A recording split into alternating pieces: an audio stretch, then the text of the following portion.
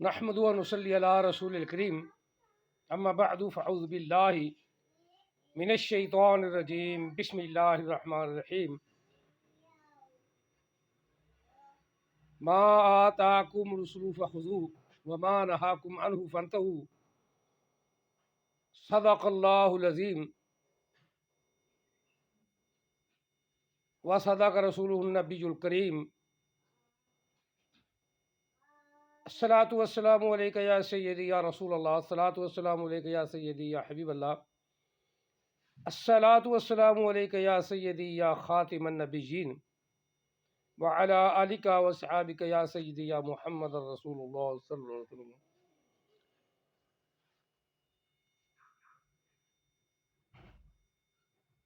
28واں پارے میں سورت مجادلہ سے ایک آیہ مقدسہ کا کچھ حصہ تلاوت کیا۔ اللہ تعالیٰ ہم سب کو اتنے پیارے سے حصے پہ عمل پیرا ہونے کی توفیق عطا فرمائے۔ اللہ تعالیٰ فرما رہا ہے ما آتاکم رسول فخذوہ، جو تمہیں نبی دے دے اس کو لے لو، مضبوطی سے تھامو، وما نہاکم عنہ فانتہوا، اور جس سے روک دے اس سے رک جاؤ۔ آج اہل تشیع حضرت عمر فاروق کے خلاف پروپیگنڈا کرتے ہیں، اتنے بکواسات کرتے ہیں۔ اللہ یاری نے آ کے نیا فتنہ شروع کر دیا ہے، نعوذ باللہ من ذالک، کہ حضرت عمر فاروق فحاشی پھیلاتے تھے، وہ چکلا چلواتے تھے۔ موجودہ دور میں اہل تشیع چکلا چلاتے ہیں، ایران میں چلے جاؤ تب چکلا عام ہے۔ اور وہ علامہ صاحب اس سے کچھ بات کر رہے تھے، انہوں نے حوالے دیے کہ خمینی صاحب نے چھوٹی سی بچی سے وہ نکاح متا کر لیا، 4 سال کی بچی، بعض شیرخوار بچی، ایسے حوالے دیے۔ تو اب متے کے آڑ میں چکلا زنا کی جگہ وہ اہل تشیع کر رہے ہیں۔ اللہ تعالیٰ ہم سب کو بچنے کی توفیق عطا فرمائے۔ اور جتنے بھی اداکار یہ کنجر ہیں سارے، یہ اہل تشیع ہوتے ہیں۔ ان میں سے کوئی ہوگا سنی پھنسا ہوا ہے ان کنجروں میں، لیکن زیادہ تر کنجر ہی ہوتے ہیں۔ اب بات یہ عمر فاروق کے اوپر، صدیق اکبر کے اوپر، ان کے اوپر تھوپتے ہیں۔ حضرت عثمان غنی رضی اللہ تعالیٰ عنہ پر تھوپتے تھے۔ نبی علیہ السلام ابھی زندہ تھے، بیمار تھے، تو نبی علیہ السلام نے حکم فرمایا کہ صدیق کو کہو کہ وہ امامت کرائے، نماز پڑھائے، جس میں بڑے اہل تشیع بڑے فخر سے کہتے ہیں کہ وہ نبی علیہ السلام کی عورتیں جو ہیں نا، وہ مصر والی عورتوں کی طرح ہیں۔ یہ بات فخر سے کرتے ہیں تاکہ ازواج مطہرات کی شان میں کمی آئے یا کج ربی اختیار کی جائے، نعوذ باللہ من ذالک۔ حضرت عائشہ صدیقہ رضی اللہ تعالیٰ عنہا اور حضرت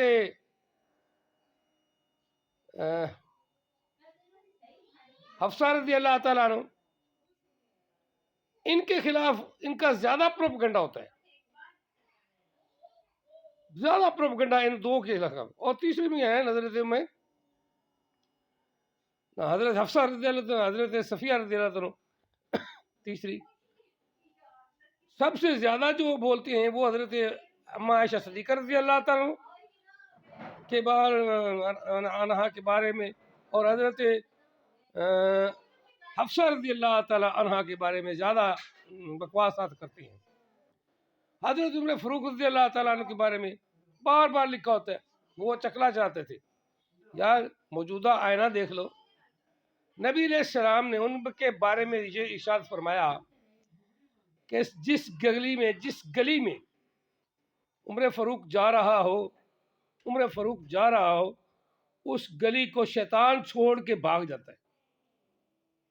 اب کتنے شیطان ہیں اہل تشیع، ان کی شان میں بکتے ہیں اور اتنے زیادہ بکتے ہیں کہ کفر کر بیٹھتے ہیں. ہم اہل سنت الحمدللہ الحمدللہ ثم الحمدللہ اہل بیت اطہار سے محبت کرتے ہیں، پیار کرتے ہیں.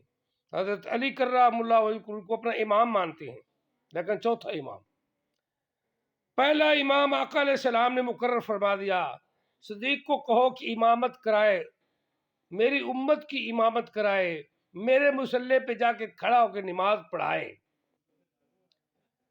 آقا علیہ الصلوۃ والتسلیم کی بارگاہ میں یہ عرض کیا گیا کہ صدیق جو ہے وہ رقیق و قلب ہیں، ایسے حکم پہ وہ رونے لگ پڑیں گے، ان سے نماز نہیں پڑھائی جائے گی. تو آقا علیہ السلام نے سختی سے فرمایا کہ تم یوسف والی عورتوں کی طرح مجھے روک رہی ہو، میں نے حکم دیا کہ صدیق کو نماز پڑھائے. اتنی سختی سے حکم دیا گیا صدیق اکبر کے بارے میں کہ نماز پڑھائے. اب وہاں یہ سوچیں الو کے پٹھے جو صدیق اکبر کے خلاف بکواس کرتے ہیں، صدیق اکبر کے خلاف کیا کتے کی طرح بھونکتے ہیں، یہ اپنا بھونکنا بند کر دیں. آقا علیہ السلام نے اپنی زندگی میں صدیق اکبر کو مصلی نماز، مصلی امامت امت مصطفیٰ، امت کا مصلی سونپ دیا، عطا فرما دیا. پہلے امام صدیق اکبر ہے، مانے یا نہ مانے. کچھ علماء کرام تو ایسے ہوتے ہیں، وہ اتنی بڑی اوپر ٹوپی رکھی ہوئی ہے، اوپر سے دیکھ کر حدیث یا قرآن پڑھنا آتا نہیں. اللہ یعنی کہہ رہا حدیث تو صحیح پڑھو. وہ اشرا مبشرہ والی حدیث میں پڑھ رہا تھا تو عمر ان کہہ رہا، وہ نہ کہ عمر ان یہاں تنوین آتی ہی نہیں، اور تنوین آتی نہیں. جب تنوین آتی نہیں تو اس نے کہا عمر ان کہاں سے آ گیا، عثمان ان کہاں سے آ گیا. یہ باقی باتیں ایسی ہے کہ خود مولانا صاحب پتہ نہیں کہاں سے آتے، بڑی وہ کراک پوری اوپر ٹوپی رکھی ہوئی تھی، بڑے کیا کہتے ہیں تمراک سے بن کے بڑے تکبر ہوتا ہے. بات ہوا علماء کرام میں بھی یہ تکبر پایا جاتا ہے. ٹوپی لگا لی، واسکٹ لگا لی، چشموں میں چشمے پہن لیے، اینکیں پہن لی، تو اوپر سے دیکھ کر قرآن بھی نہیں آتا اور حدیث بھی نہیں آتی. اور اللہ یاری نے صحیح کہا ہے کہ میرے سامنے تو وہ بندہ ہے جو صحیح حدیث پڑھے، صحیح قرآن پاک پڑھے. قرآن پاک نہ آتا ہو تو صحیح کہتے ہیں. وہ بعض دفعہ اہل تشیع اس کے سامنے آئے ہیں، انہوں نے کہا پہلے قرآن سیکھ کے آؤ، قرآن تمہیں پڑھنا نہیں آتا، میرے پاس ساتھ مناظرہ کرنے آ جاتے ہو. اہل تشیع کو بھی اس نے ڈانٹا ہے اللہ یاری نے. یہ ٹھیک ہے کہ اللہ یاری بکواس کرتا ہے ضرور، صدیق اکبر کے خلاف بکواس کرتا ہے، عمر فاروق کے خلاف بکواس کرتا ہے، عثمان غنی کے بارے میں بکواس کرتا ہے. یہ صرف بکواس ہے. آقا علیہ السلام نے ارشاد فرما رہے ہیں کہ جس گلی میں عمر جائے شیطان راستہ چھوڑ دیتا ہے، تو یہ شیطان ہی تو ہیں عمر فاروق کے نام سے جلتے ہیں. حضرت علی رضی اللہ تعالیٰ عنہ سلام اللہ تعالیٰ علیہ وہ عمر فاروق کو اپنی بیٹی نکاح میں دے رہے ہیں. یہ کہتے ہیں اس نے نئی بکواس کی ہے، نئی بکواس جو کبھی دنیا میں ہوئی نہیں، کسی کے ساتھ ہوا ہی نہیں. مسئلہ جھوٹی کہانیاں تو ہے نا، مان گڑت کہانی ہے. یہ کہانی کی کس نے بڑا اس کا مطالعہ ہے. وہ محمد علی مرزا محمد علی وہ بھی کہہ رہا ہے کہ اس کا بڑا مطالعہ لاکھ لعنت مطالعے کے. حضرت علی کرام اللہ وجہ نے اپنی بیٹی کی شادی اس کے ساتھ کی، کسی جننی کی شادی نہیں کی. کتنا جھوٹ بولتا ہے، بکواس کرتا ہے، بکواس. حضرت عمر فاروق کے ساتھ حضرت علی کرام اللہ وجہ کریم نے اپنی بیٹی ام کلثوم کی شادی کی، ان کے نکاح میں دی، جس کو کائنات کا کوئی آدمی ٹھکرا نہیں سکتا. حضرت عمر فاروق، حضرت علی کے بیٹے کا نام بھی عمر، بیٹے کا نام عثمان، بیٹے کا نام صدیق، صدیق، عمر، عثمان، بیٹوں کا نام، بچوں کا نام، حضرت علی کے بچوں کا نام، ان کے وہ علم پر بھی لکھا ہوتا ہے، علم پر عثمان بھی لکھا ہوتا ہے، عمر بھی لکھا ہوتا ہے، اور یہ کہہ رہے تھے ہم نعوذ باللہ من ذالک عمر کا، صدیق اکبر کا نام اپنی جوتیوں پہ لکھاتے ہیں، تو خدا کی لعنت ہے تو ہم پر۔ وہ اللہ کے رسول صلی اللہ علیہ وسلم آقا علیہ الصلوۃ والسلام کے پہلو میں لیٹ گئے، نبی علیہ السلام نے اپنے ساتھ سلا دیا، زندگی میں ساتھ تھے، زندگی میں ساتھ تھے تو مرنے کے بعد بھی ساتھ، زندگی میں پیار کیا، مرنے کے بعد نبی علیہ السلام نے اپنے سینے سے لگایا۔ یہ نہیں کہتے کہ حضرت علی کی شان کم ہے، حضرت علی کی شان بڑی ہے، جہاں ان کی قسمت تھی عراق میں وہ ادھر چلے گئے، وہ ادھر ان کا روزہ مبارک بن گیا۔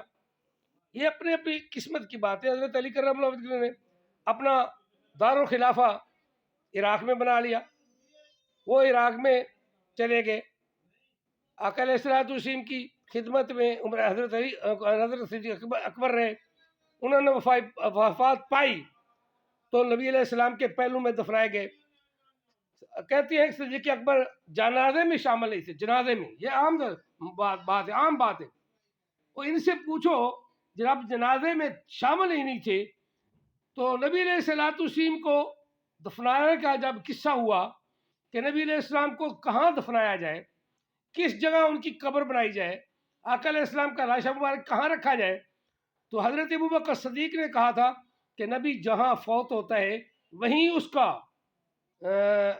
مقبرہ بنتا ہے، وہیں اس کی قبر بنتی ہے۔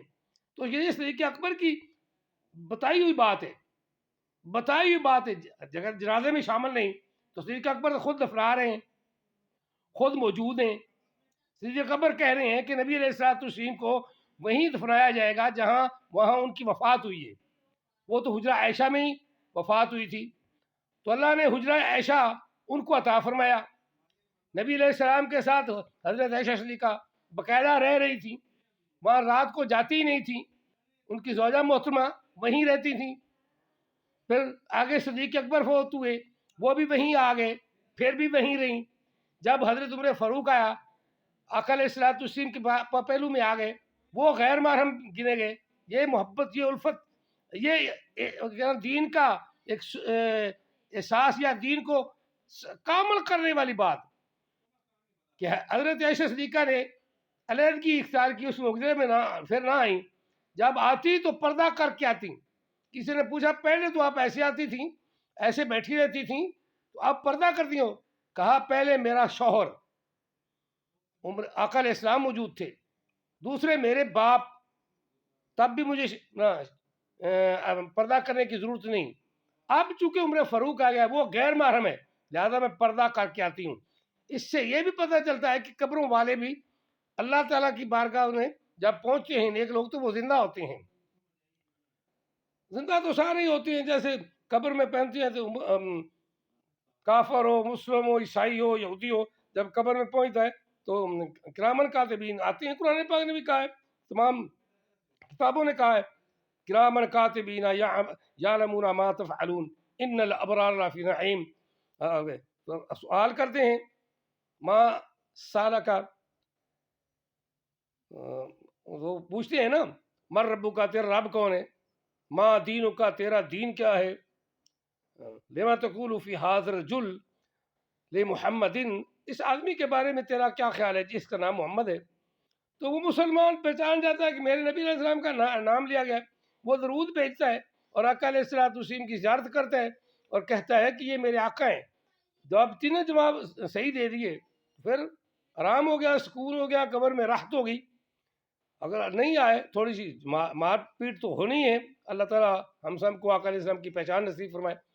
تو صدیق اکبر گئے اس جگہ پہ، تو صدیق اکبر رضی اللہ تعالیٰ عنہ اور نبی علیہ السلام کا آپس میں کتنا پیار ہے کہ آقا علیہ السلام نے ان کو بھی اپنی جگہ پہ اپنے پاس رکھنے کی اجازت دے دی۔ ہمارا ایمان ہے کہ نبی علیہ السلام زندہ ہے، نبی علیہ السلام زندہ ہے، اور پھر عمر فاروق ہوا، فوت ہوئے، تو آپ کو بھی نبی علیہ السلام نے اپنے پاس رکھنے کی اجازت دے دی۔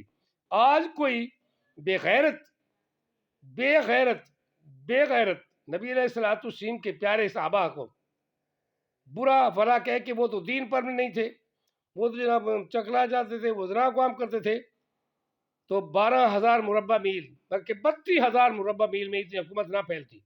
یہ عمر فاروق کے دور میں 32,000 مربع میل تک اسلام پہنچ گیا، فلسطین فتح ہو گیا جو آج پس رہا ہے، مسلمانوں کو اس کے پسنے کا کوئی احساس ہی نہیں۔ فلسطین بھی حکومت مسلمہ میں آ گیا، عمر فاروق کے دور میں فتح ہو گیا، عراق فتح ہو گیا، شام فتح ہو گیا، اتنے ملک دور دور تک نبی علیہ السلام کے پیارے صحابی حضرت عمر فاروق رضی اللہ تعالیٰ عنہ اسلام پھیلا دیا۔ اور واقعی جب اسلام فتح ہوا نا، تو وہ پتہ ہے آپ کو، خاص طور پہ مسجد اقصی جب فتح ہوئی تو انہوں نے کہا کہ ہم تو دیں گے جب تمہارا خلیفہ آئے گا۔ تو جب عمر فاروق رضی اللہ تعالیٰ وہاں پہنچے تو انہوں نے اپنے آپ بیت المقدس حوالے کر دیا، فلسطین فتح ہو گیا، نہ لڑائی ہوئی نہ جھگڑا ہوا۔ یہ ہے عمر فاروق رضی اللہ تعالیٰ کی شان۔ جو ان کے خلاف بھونکے وہ صرف بھونک ہے، صرف وہ بھونکنا جو بھی مرضی۔